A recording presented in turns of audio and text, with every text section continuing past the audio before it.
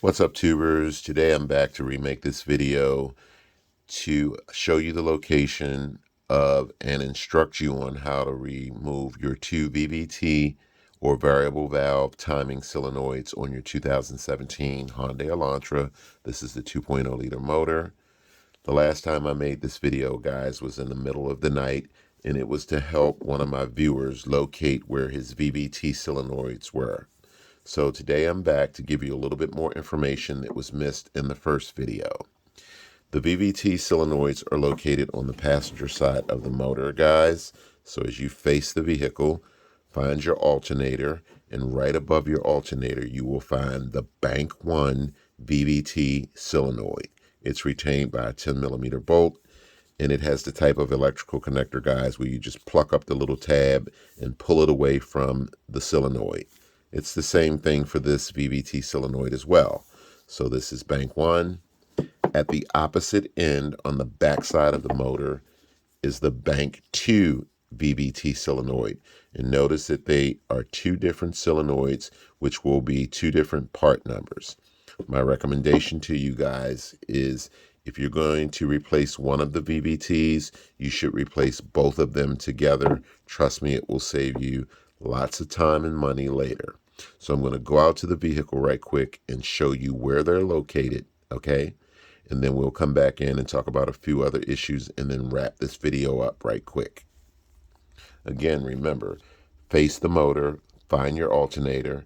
Right above your alternator, that is the Bank 1 VVT. And then you go straight in the back to the engine. That's the Bank 2 VVT.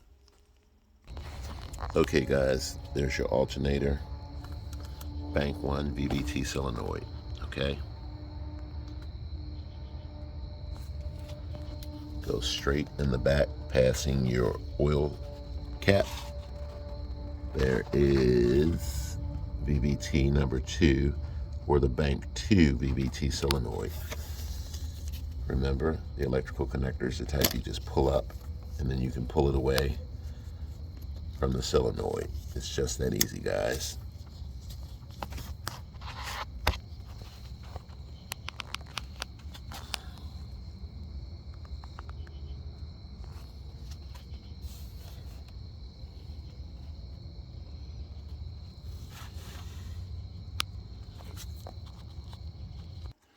Okay, guys, I just wanted to get that out the way right quick so you know where they are located.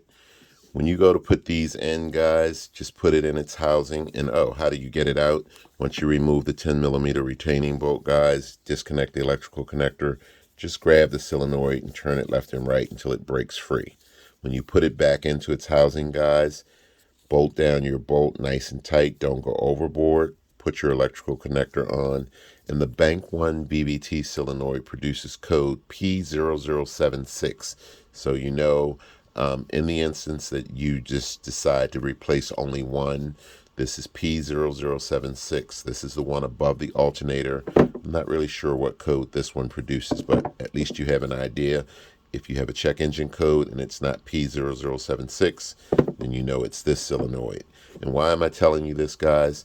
Sometimes folks, because of money, they don't always have funds to replace both solenoids, so they'll just replace one. And I get that question a lot. Where's Bank 1? Where's Bank 2? So now you know, in the instance that you decide to replace just one of your VV solenoids when they go bad, you'll know that this is Bank 1, this is Bank 2.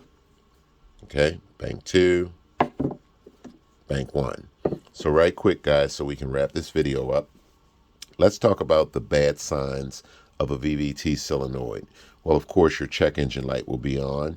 You will hear engine knocking, inconsistent engine idling. You'll have acceleration issues, poor fuel economy, meaning you'll be burning more fuel than you typically would burn. And you may notice that your engine stumbles when climbing up hills, and you could have a contaminated oil filter, or your oil will be a little bit more dirtier than it normally would be. A lot of folks will often ask me, what does a VVT solenoid do?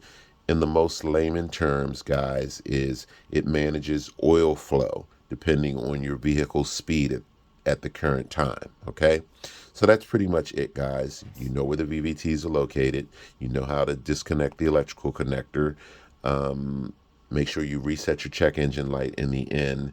And that's pretty much it, okay? So I'm going to go out to the vehicle. I'm going to point out your EGR valve to you. I'm going to point out your PCV valve to you guys. And those are things that folks ask me a lot about. Where are they located? So I'm just going to point those two things out, and then this video is done, guys. So if you face the motor, that's where you put your antifreeze in, right here. There's your EGR valve. Your PCV valve is located under this cover. Just grab it, pull it up.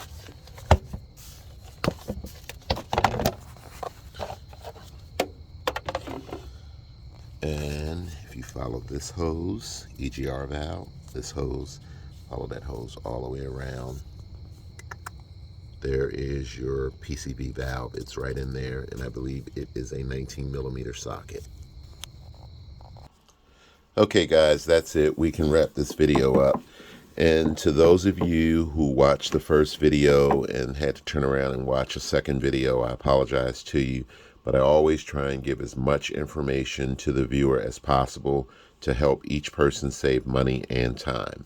So thanks for watching, guys. Remember, this is Bank 1 VVT, and this is Bank 2 VVT, found on the back of the motor. Bank 1 above your alternator, Bank 2 on the back of the motor.